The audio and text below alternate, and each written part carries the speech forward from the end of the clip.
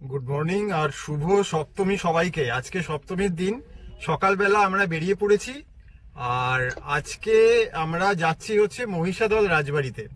সকালবেলা মানে আমরা বেরিয়েছি হচ্ছে 8:30, আর ওখানে মোটামুটি 2.5 ঘন্টার মতো লাগবে পৌঁছতে।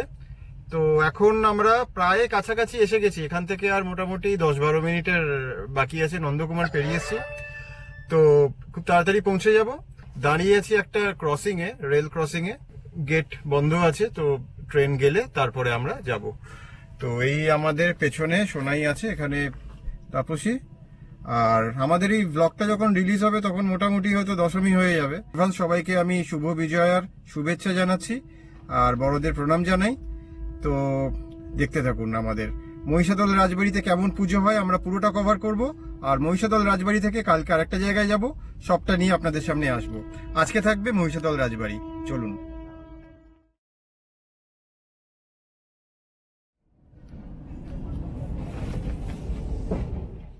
যতক্ষণ ট্রেন পাস করছে ততক্ষণে আপনাদের টাইম মেশিনে 2 ঘন্টা ব্যাকে নিয়ে যাই, চলুন। শারদ প্রাতে প্যান্ডেলে প্যান্ডেলে মহাসপ্তমীর স্তোত্র পাঠের ধ্বনি সঙ্গে করে 8:30টায় রওনা দিলাম মহিষাদলের পথে। দূরত্ব 115 কিলোমিটার, সময় লাগবে 2.5 ঘন্টা মতো। কল্যাণী এক্সপ্রেসওয়ে ধরে নিবেদিতা সেতুর টোল পেরিয়ে একটু এগিয়ে বাঁদিকে NH-16 ধরতে হবে। NH-16 ধরে সোজা রাস্তায় কোলাঘাট পর্যন্ত গিয়ে বাঁদিকে বেঁকতে হবে।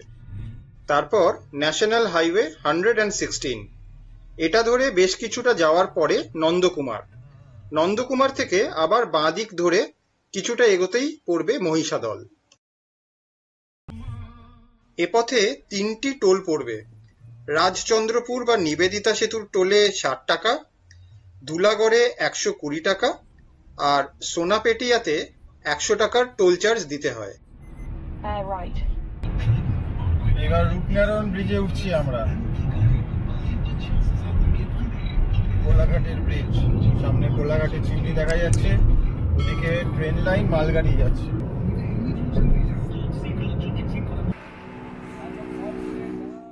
দেউলটি পৌঁছেই যেন খিদেটা প্রচুর বেড়ে গেল। কোলাঘাটের ব্রিজ পেরিয়ে কিছুটা এগিয়ে বাঁদিকে পরপর খাবারের দোকান।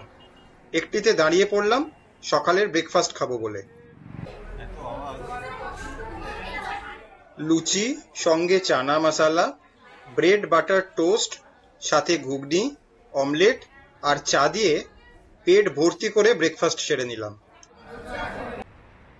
এবার আমাদের বাঁ দিকের রাস্তাটা ধরতে হবে নন্দকুমারের দিকে। ন্যাশনাল হাইওয়ে 16 থেকে প্রবেশ করলাম ন্যাশনাল হাইওয়ে 116-এ। ন্যাশনাল হাইওয়ে 116 এর পরে সোনাপেটিয়া টোল। এ পথে শেষ টোল এটি। এই এসে গেল Nandakumar. Enter the roundabout, then take the first exit. এই দেখুন, নন্দকুমার এসে গেলাম। যন্ত্র মানবের কৃত্রিম বুদ্ধিমত্তার নির্দেশিকায় নির্ভর করে প্রথম বাঁদিকের রাস্তাটা ধরলাম।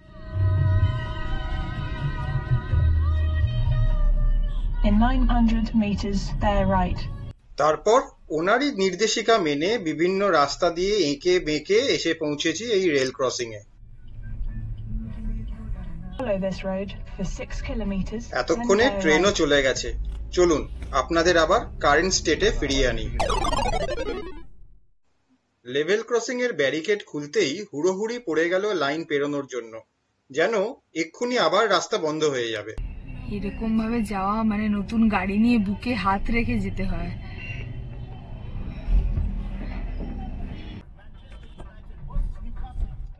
আর এভাবে এই আমরা পৌঁছে গেলাম মহিষাদলে। এখান থেকে ডান দিকে কিছুটা গেলেই রাজবাড়ির গেট, বাঁ দিকে পুরনো রাজবাড়ির সিংহদুয়ার। চলুন এবার রাজবাড়িতে প্রবেশ করা যাক।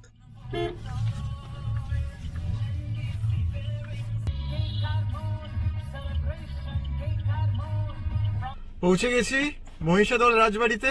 গাড়ি এবারে স্টপ করে ভেতরে ঢুকবো আর আস্তে আস্তে বাকি সমস্ত কিছু ঘুরিয়ে দেখাবো। সারাদিন আছি, কালকেও সকালে একটা হাফ মোটামুটি থাকবো। পুরো রাজবাড়ি দেখবো, রাজবাড়ির পুজো দেখবো, খুব আনন্দ হবে।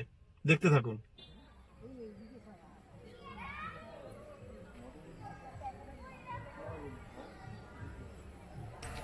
এই সামনে হচ্ছে সিঁড়ি।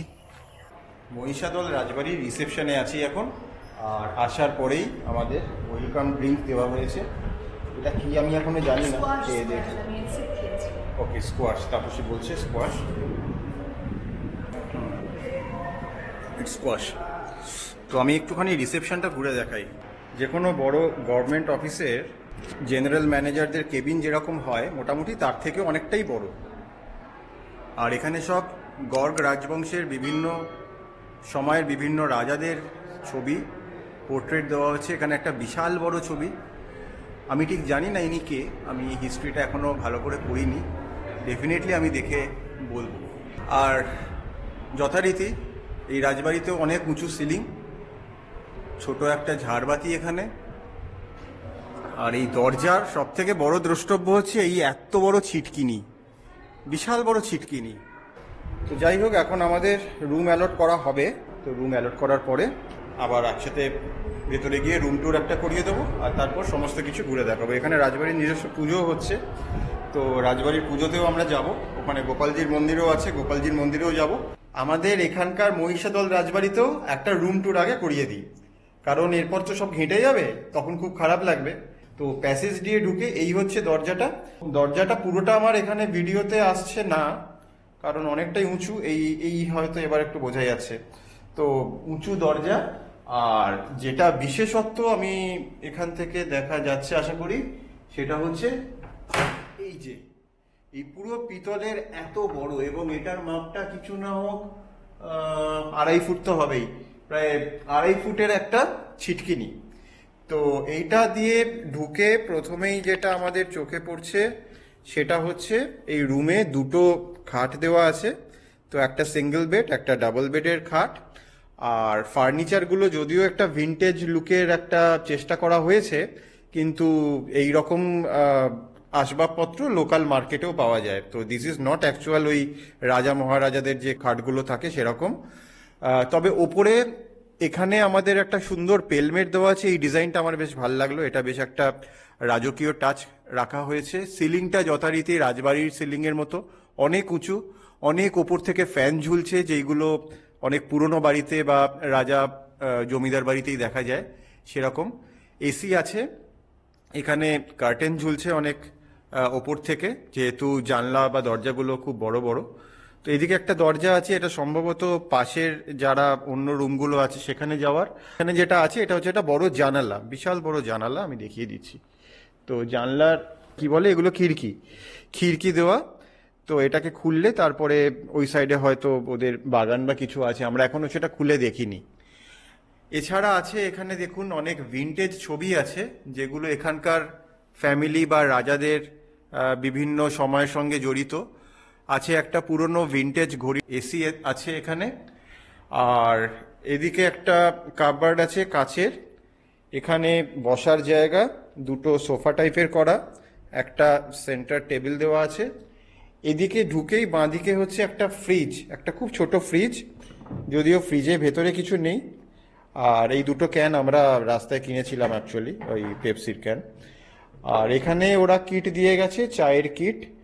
এখানে চা করার ইলেকট্রিক কেটল, আশা করি ঠিকঠাক চলবে, আমরা এখনো দেখিনি।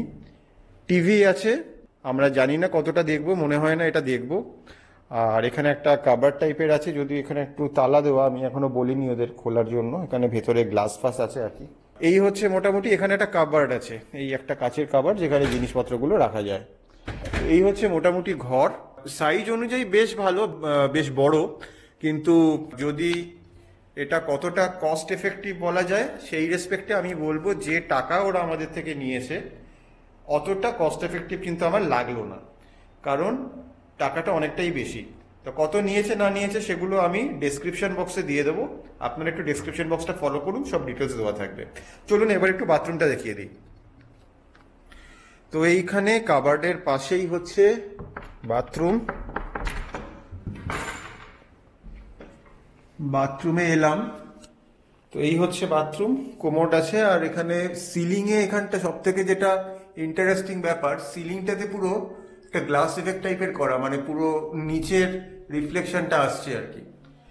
টাওয়েল দিয়ে দিয়েছেন, এখানে বেসিন আছে, একটা আয়না আছে এখানে, আর গিজার আমি এখানে দেখছি না, তবে আমি শিওর যে গিজারের ব্যবস্থা হয়তো কোথাও আছে।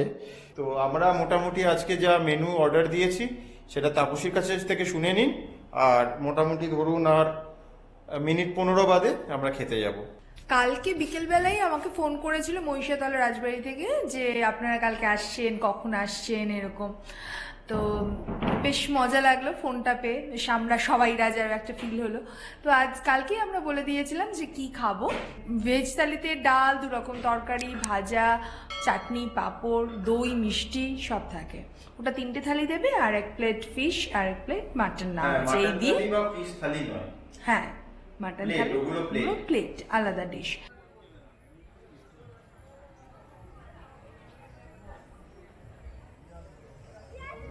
একটা খুব ইন্টারেস্টিং জিনিস দেখাই, এরা যে সাবানটা দিয়েছে এটা কিন্তু মহিষাদল সোপ, শ্যাম্পুটাও তাই, এটাও মহিষাদল।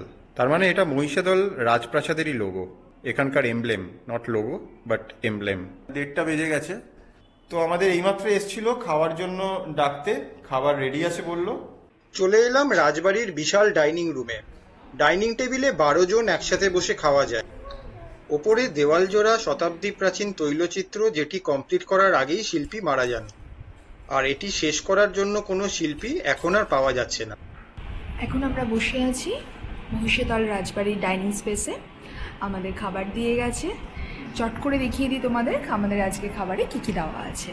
খাবারে আছে স্টিম রাইস, পটল ভাজা, মিক্সড ভেজ, ধোকার ডালনা, ডাল, আর চাটনি, পাঁপড়, মিষ্টি ওনারা পরে দেবেন। তার সাথে আমরা একটা অ্যাডিশনাল নিয়েছি, একটা মাটন প্লেট আর একটা ফিশের প্লেট। চলুন খাওয়া শুরু করি, তারপরে বলবো টেস্টটা কেমন লাগলো। বলে রাখি, মাটন প্লেটে 4 পিস আর ফিশ প্লেটে পোনা মাছের 2টি বেশ বড় সাইজের পিস দেওয়া হয়েছিল। এর দামের জন্য একটু ডেসক্রিপশন বক্সটা দেখে নেবেন। খাওয়ার কোয়ালিটি কিন্তু এখানে বেশ ভালো, এবং সবচেয়ে বাড়িতে তৈরি বাটা মশলায় করা রান্নাটা মানে একদম বোঝা যাচ্ছে, একদম টেস্ট টু টেস্ট, প্রত্যেকটার স্বাদ আলাদা এবং দারুণ খেতে। খুব কম তেল, আর কোয়ালিটিও ভালো, মানে মাংস খেলাম, মাছ খেলাম, যেগুলো খুব ফ্রেশ জিনিস এবং খুব সুন্দর খেতে। তো শেষ পাতে দইও দিয়েছেন এনারা, চাটনি ফাটনি তো আছেই, গুছিয়ে লাঞ্চ হলো একদম একদম। মিষ্টি খেতে ভালোবাসে, ওই যে 2টো ভাঁড় শেষ করেছে, বললাম আমারটাও নাও, সামহাও ওদিকেও আমি একটা দেখতে পাচ্ছি। তো যাই হোক, খাবে না বলছে না, আর আমি পারতাম, পারলে আমি খেয়ে নিতাম। হয় তোমার থেকে তো মাথাটা খেয়েছি, রাজবাড়ির দই বলে কথা, হবে না একদম পারবো। যাই হোক, আমার প্রায় শেষের দিকে, এই লাস্ট মাটনে কামড় চলছে। মোটামুটি এটা হলে দই কতটা পারবো জানি না, যতটা পারবো খাবো, খেয়ে উঠে পড়বো। খাবারটা কিন্তু জবরদস্ত হলো, কি বল? খেয়ে দিয়ে এখন একটু বেরিয়েছি, এটিএমে যাব টাকা তুলতে। কাছাকাছি কোথাও এটিএম আছে কিনা জিজ্ঞেস করলাম, বললো রাস্তা দিয়ে ডান দিকে একটুখানি গেলে পাওয়া যাবে। না, 5টা এটিএম ঘুরেও কোনো টাকা পেলাম না, তাই এসে একটু ল্যাদ খেয়ে আবার বেরিয়ে পড়লাম। দুর্গা মণ্ডপটি পুরনো রাজবাড়ি প্রাঙ্গণে। নতুন রাজবাড়ি থেকে হেঁটে যেতে 8-10 মিনিট সময় লাগে।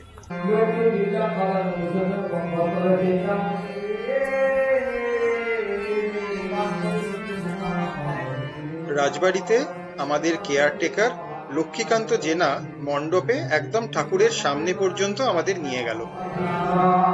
প্রথাগতভাবে পুজোর প্রত্যেক দিন এখনো এখানে গানের আসর বসে। মহিষাদল তো বটেই, পার্শ্ববর্তী সমস্ত গ্রাম থেকে প্রচুর দর্শনার্থী আসে এই শতাব্দী প্রাচীন রাজবাড়ির পুজো দেখতে। মা দুর্গার চরণে অর্পণ করা হয় রাজ পরিবারের তলোয়ার।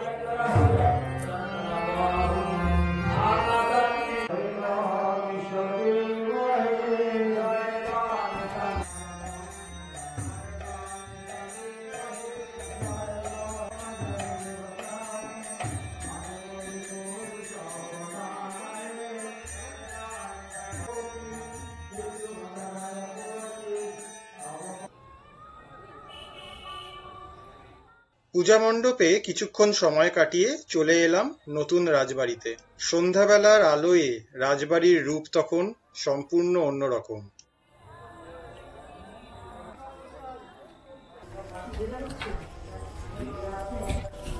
যাচ্ছি একটু রাজবাড়ির রান্নাঘর দেখতে। আপনারাই রান্না করেন? আপনি করেন না? দুপুরবেলা খেলাম, খুব সুন্দর হয়েছিল, দারুণ রান্না হয়েছে। ও কাঠের জালে হয়? ও ওই জন্য টেস্ট অত সুন্দর। সুন্দর খেতে হয়েছিল দুপুরবেলা রান্না। কতদিন এখানে? অনেকদিন না, কিন্তু টেস্ট ওই জন্য একটু ভালো হয়েছে। খুব টেস্ট মানে রস থাকে কাঠে, সেগুলো ধোঁয়া গন্ধ করে। আচ্ছা আচ্ছা, মানে এটা একটু ড্রাই। আচ্ছা আচ্ছা, এটা শুকনা কাঠ আর একটু মিশানো হয়। এখানে ধরুন এখানে 125 বছর রান্না হচ্ছে। ও এই বাড়ি যতদিনে রান্না হতো। আজকে অত রান্না টান্না সব তুমি একা করেছো? অত বড় হাড়ি টাড়ি নামাও কি? হ্যাঁ, পুরো হাড়ি তো পুরো হাড়ি আছে। আমি হাড়ি ফাড়ি করা সব লাগেনি, কোনো অসুবিধা নেই। বাপরে, দারুণ এক্সপার্ট গো। ওই তো আবার এগুলা রান্না হবে, এই তো রান্না সবকটা রান্না সুন্দর হয়েছিল। আমরা বলছিলাম যে তেল টেল কম দিয়ে এত সুন্দর রান্না, বাড়ির মতো পুরো। মালিকেরও রান্না, সব রান্না, এখানে গেস্টেরও রান্না। বাবা, আটনা মানে কটা থেকে শুরু করো রান্না করতে? আমার বেশি সময় লাগেনি, আমি 9টায় ঢুকি। যখন লুচি টিচি খাই সকালবেলা এসে যাই, 7টায় এসে যাই। আমি খবরের কাগজ বিলি করি সকালবেলা বাড়িতে। ঠাকুরের ফুল তুলবো, সব করবো, করে দিয়ে নিয়ে আসবো। এখানে রাজ পরিবারের রান্না আপনি করেন? মানে যত গেস্ট আসু আর যেই আসু আমি। আচ্ছা আচ্ছা, এটা কিন্তু সাংঘাতিক। হ্যাঁ, উপরে খাবার দিতে হয়। আচ্ছা আচ্ছা, তোমার বাড়ি কোথায়? কাছে? আমার বাড়ি গোপালপুর। গোপালপুর মানে কাছে? হেঁটেই আসো? না না, আমি টোটোয় আসি। টোটোয় আসো? এই রাত 12টায় ঘর যাবো, আমি মোটর সাইকেল যাবো। এখান থেকে যেতে যেতে 12টা হয়ে যাবে? বাবা, যখন ছুটিতে থাকবে তখন কে করবে? ছুটি থাকলে মন্দিরে প্রসাদ খেতে যায় সবাই। আচ্ছা, মন্দিরে আমার বেই আছে, বিয়ের শ্বশুর। আচ্ছা আচ্ছা, আর ওখানে যে আজকে দুর্গা পূজা রান্না, আমার জামাই রান্না করে।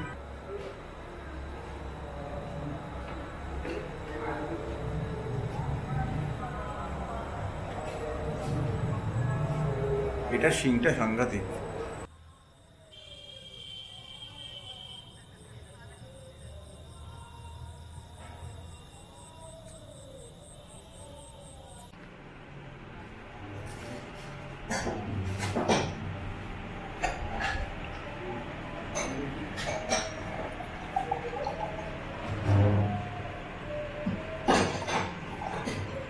রাজকীয় ব্যাপার, বিশাল ডাইনিং টেবিলে এসে বসে পড়েছি। কি আছে গো ডিনারে? পোলাও আছে, পোলাও? আলু চিপস আছে, আচ্ছা তরকারি আছে। আচ্ছা, বাহ। ডিনার এসে গেছে। ডিনারে আছে পোলাও, ফ্রাইড পোটাটো, পনির, আর এখানে একটা আলুর তরকারি। মিষ্টি আসবে? ওকে, মিষ্টি আসবে পরে, আশায় আছে। যদি আসে তো ভালো, না এলেও ভালো। মানে এলে তাপসীর জন্য ভালো, না এলে আমার জন্য ভালো। তো এখন আমরা আবার স্টার্ট করছি। এগুলো কি ওই দিদি রেঁধেছেন এই রান্নাঘরে, যার সাথে দেখা হলো? একা সমস্ত সামলান? হুম হুম, দারুণ হয়েছে। সারাদিনের এক্সোশনে বেশ ক্লান্ত ছিলাম, তাই ডিনার করে রাজবাড়িটা একটু ঘুরে ভূতের ব্যর্থ সন্ধান করে তাড়াতাড়ি নিদ্রা গেলাম। গুড মর্নিং বন্ধুরা, শুভ মহা অষ্টমী। আর এই যে এখন যে জায়গাটায় আমরা এসে গেছি, এখন বাজে হচ্ছে সকাল প্রায় 6:30। আর আমরা মহিষাদল রাজবাড়ি থেকে বেরিয়ে ওখান থেকে 7 কিলোমিটার দূরে এখন এসে গেছি মোহনাতে। মোহনা মানে এটা হচ্ছে, জায়গাটার নাম হচ্ছে গেওখালি। আর এখানে 3টে নদী এসে মিশেছে, এক রূপনারায়ণ, হুগলি আর হলদি। সকালবেলা এখানে এই ঘাটে এসেছি, ওখান থেকে সব মাছ ধরার নৌকাগুলো এখন বেরোবে, ওরা সব যাবে এখন। আর অত্যন্ত সুন্দর একটা সিনারি, অত্যন্ত সুন্দর পরিবেশ। তো যেটা বুঝতে পারলাম কথা বলে, এই দিকে হচ্ছে এই নদীটা রূপনারায়ণ, আর এইটা হচ্ছে হুগলি। এই সামনে এটা হুগলি, আর ওদিক থেকে আসছে রূপনারায়ণ। ওই দিকটা হচ্ছে বাগনান আর কি, ওই বাগনানের জায়গাটা গাদিয়ারা, নট বাগনান, হাওড়ার ওই পারটা হচ্ছে হাওড়া। মানে নৌকা পেরিয়ে ওদিকে যাওয়া যায়, গেলে হচ্ছে গাদিয়ারা। গাদিয়ারা থেকে অনেকে নৌকা করে এখানে মহিষাদল রাজবাড়িতে ঘুরতে আসে। আর ওই সাইডটা হচ্ছে রায়চক, ওই দিকটা। তো মোটামুটি এরকম একটা জায়গা, প্রচন্ড চওড়া, প্রায় সমুদ্রের মতো। যদিও পার দেখা যাচ্ছে কিন্তু খুবই অস্পষ্ট। আর আজকে যেহেতু মেঘ করে আছে, আমি ওখানে দেখতে পাচ্ছি একটা ইলেকট্রিকের টাওয়ার, খুব বড়, বেশ বড়, কিন্তু এখন খুবই অস্পষ্ট মেঘের জন্য। কিন্তু খুব সুন্দর লাগছে এখন, ভোরবেলায় ঠান্ডা হাওয়া দিচ্ছে, এখন খুব সুন্দর লাগছে। এখন নাকি ভাটা চলছে, তাই জোয়ারের লঞ্চ আসে, লঞ্চে করে ওইদিকে যাওয়া যায় রায়চকে। গেঁহুখালিতে কিছুক্ষণ কাটিয়ে ফিরে চললাম আবার রাজবাড়ির দিকে। হাতে সময় সীমিত। রাজবাড়িতে গিয়ে দুর্গা মণ্ডপে অষ্টমীর অঞ্জলি দেব, তারপর জলখাবার খেয়েই বেরিয়ে পড়তে হবে 170 কিলোমিটার দূরে ওড়িশার বালাসোরের দিকে। আমি এখন রাজবাড়ির পুজোতে ঢুকছি।